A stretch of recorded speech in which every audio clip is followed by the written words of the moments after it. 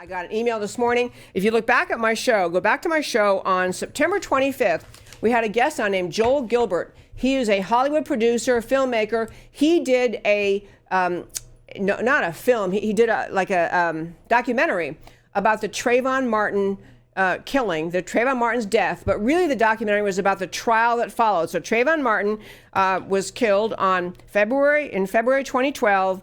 George Zimmerman was accused, and George Zimmerman was the shooter, but his story of I did it in self-defense, he was, George Zimmerman saying, Trayvon Martin's bashing my head into the cement, I was going to die if I didn't defend myself. So George Zimmerman shot Trayvon in self-defense. All of the evidence proved that to be true. All the evidence backed up George Zimmerman's story, which caused originally the prosecutors to say, well, we can't really prosecute because, self-defense, you're allowed to defend yourself.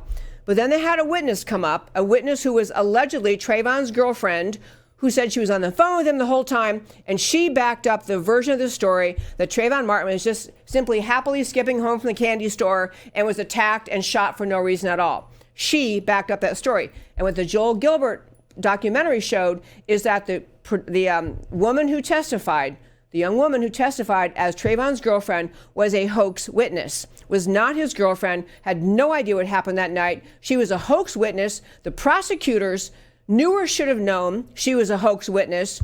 Trayvon's family knew that wasn't really his girlfriend. They brought a fake witness on to back up the story that the Democrats wanted, the left wing wanted, and they had the prosecution, and Zimmerman was acquitted because the jury actually listened to the evidence. But the news of today, which I'll have to go into more another day, news of today is that George Zimmerman filed a lawsuit.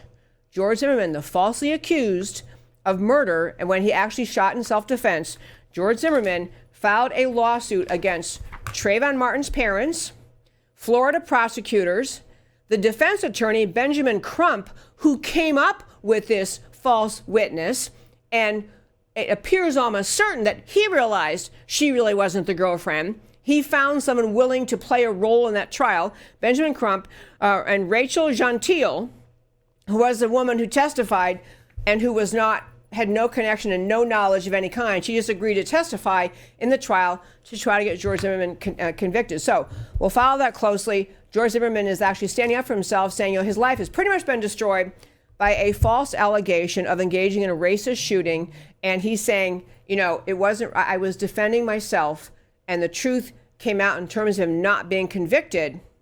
But the damage done by this hoax witness and the entire willingness of the prosecution system in this country, in Florida, to perpetuate this fraud on the jury and on America must be punished. He's saying, and he has been severely damaged in terms of his ability to get a job, to function in life.